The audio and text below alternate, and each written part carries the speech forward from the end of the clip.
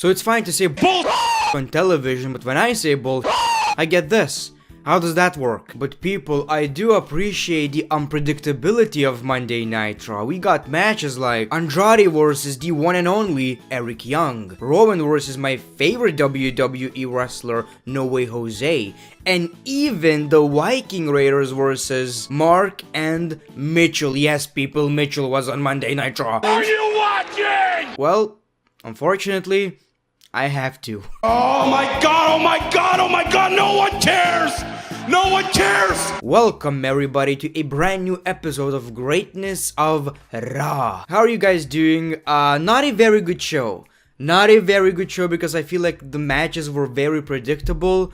And this whole Seth Rollins storyline took a step back in my opinion. Like, what we got the previous week was absolutely amazing, and I don't know what happened this week. I've heard rumors that this show is going to be unwatchable, and maybe because of that, I thought the show was decent, pretty okay. The show kicks off with the authors of Pain arriving backstage. Charlie asks them about attacking Kevin Owens last week, and they responded in their native languages. Caruso says she doesn't understand their language, and they responded in English saying that she looks lovely tonight. Seth Rollins comes out to the ring with a mixed reaction, and this basically took a step back because he was acting like a babyface. Yes, a delusional one because of course he's a heel now, but I didn't really like it. I felt like it didn't really do the job. I feel like this segment was pointless, and he basically apologized to every single WWE superstar, including Kevin Owens. Kevin Owens came out and asked the fans if they smell that. The smell that he's referring to is bull. Owens basically accuses Seth Rollins of working with the AOP,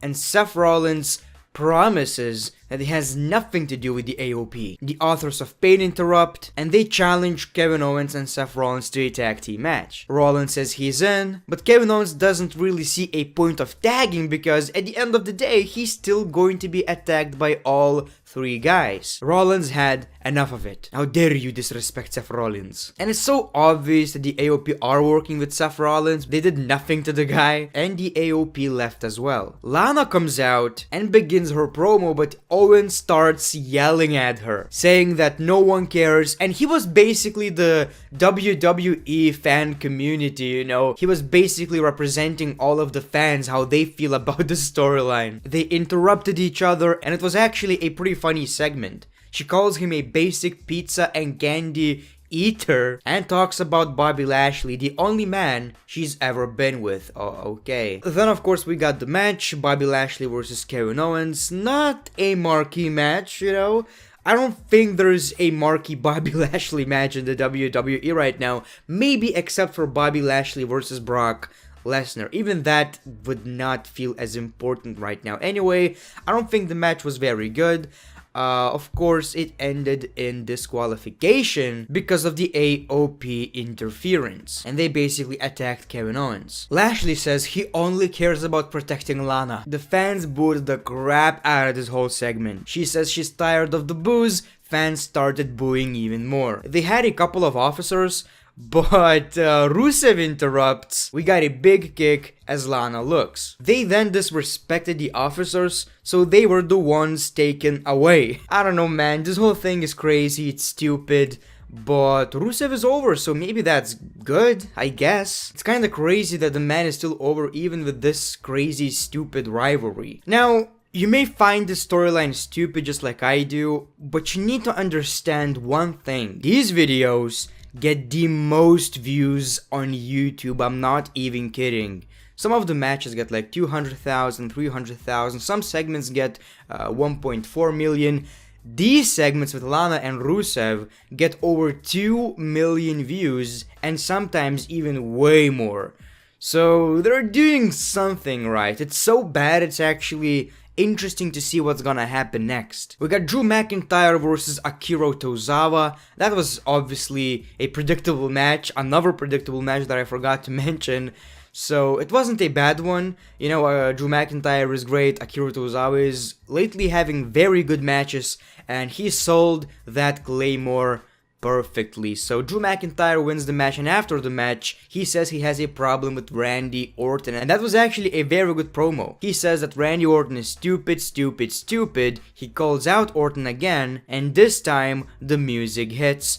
Orton makes his way to the ring. Orton didn't really pay attention to what Drew McIntyre was saying. He turned his back on him, which angered Drew McIntyre even more. Drew says that Orton walks around here like he owns the place. Drew gets it. He's Randy Orton, a future WWE Hall of Famer, but he should not speak to Drew McIntyre like a child. He says that Orton is the past and Drew McIntyre is the future. Orton says that I earned the right to do whatever I want. And Orton basically says that I think we're cool, but if you think that we have a problem, let's fix it right now.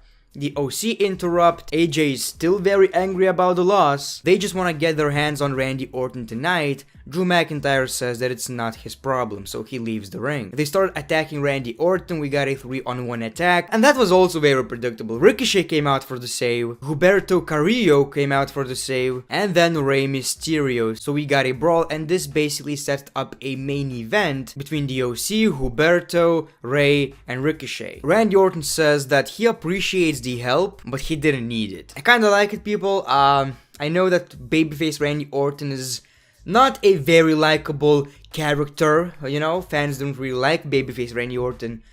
At this point, you can't really hate Randy Orton, right? So I think it makes sense. But I do appreciate this alliance, and I like how they managed to fit so many people into this rivalry. Then we got Tony Nese versus Alistair Black. What an unpredictable match. I don't think Tony Nese is an official Monday Night Raw member. I don't even know that's the case. Anyway, surprisingly the match wasn't that short, but of course Alistair Black ended up winning the match. Why are we still getting these kind of matches with this guy? Like, just put him in the main event or mid-card, I don't know, just do something with the guy. This was pointless. And of course Buddy Murphy basically says that he is going to expose Alistair Black, and if he doesn't want to calm down, Murphy will be the one who will calm him down. Well, at least this rivalry is actually interesting. Then we got Andrade versus the one and only Eric Young. Why? Why every match was so damn predictable, and why the purpose of every single match was just to make the other guy look very strong? Like, this match is so predictable. Surprisingly, again, Eric Young looked pretty bearable in this match. He didn't look that weak. I mean, the match wasn't that short. But of course, Andrade ends up winning the match. And that was it. Like, seriously. I don't... Why? And this was... Okay, I'm not even gonna talk about it. A couple of hosts or whatever won the 24/7 championship. Yeah. Go figure. I don't have a problem with it. The title means nothing. But why? Was that entertaining? Was that something you want to see? I don't think so. We got Eric Rowan versus my favorite WWE wrestler, No Way Jose, and that was obviously a squash match. The question is, what's inside the cage? I don't even think it's an actual pet. I think it's an object, the mask or whatever. I don't know, sounds interesting, but I don't have high hopes. We got Charlotte Flair versus the Kabuki Warriors in a 2-on-1 handicap match. I don't know why. Asuka was facing Charlotte Flair at WrestleMania. And now, she's so weak, you're gonna put her in a handicap match? Dude, this ain't it. This ain't it. And every time I see Charlotte or Becky, I just get sick of it. Or Sasha, Bailey, I just want to turn off my television. I honestly don't care. There's no one else that's being so overused. The Kabuki Warriors barely end up winning the match, and wasn't a big fan. Sorry. We got the Viking Raiders versus Mark and Mitchell. Yes, my favorite WWE tag team. WWE, I mean wrestling tag team, yes people. Why are they still facing jobbers? I would ask the same question a couple of months ago, but right now you see people, they are the Raw Tag Team Champions.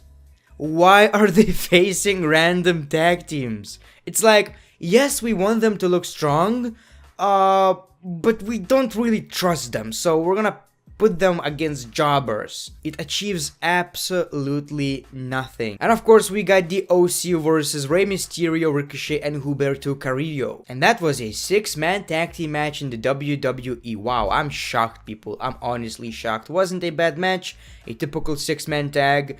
Of course, entertaining because the whole team is basically, you know, made out of high flyers, and then you have OC.